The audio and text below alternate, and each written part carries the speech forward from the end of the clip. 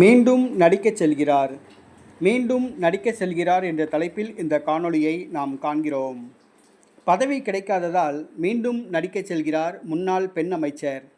பதவி கிடைக்காததால் மீண்டும் நடிக்கச் செல்கிறார் முன்னாள் பெண் அமைச்சர் என்ற தலைப்பில் இந்த காணொளியை காண்கிறோம். பாரதிய ஜனதா கட்சி இளம் தலைவர்களில் ஒருவர் ஸ்மிருதி இரானி. இவர் குஜராத் மாநிலத்திலிருந்து 2011ஆம் ஆண்டு பாராளுமன்றத்துக்கு தேர்வு செய்யப்பட்டவர். டெல்லியில் பிறந்தார். தற்பொழுது மகாராஷ்டிராவில் வசித்து வருகிறார்.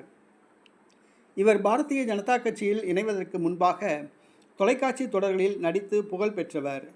பாஜக இவருக்கு தேர்தலில் போட்டியிட வாய்ப்பு வழங்கியது. 2014ஆம் ஆண்டு அவர் ராகுல் காந்தியை எதிர்த்து போட்டியிட்டு தோல்வியடைந்தார். 2019ஆம் ஆண்டு ராகுல் காந்தியை தோற்கடித்தார்.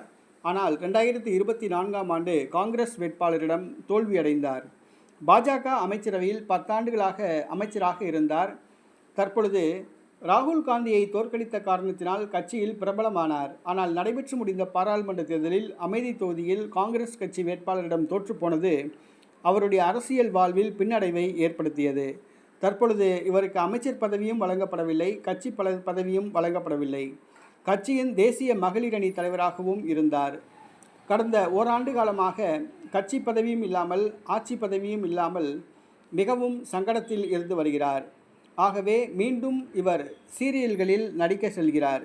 இந்தி தொலைக்காட்சி தொடர்களில் நடிப்பதற்காக மீண்டும் செல்கிறார் ஸ்மிருதி இரானி.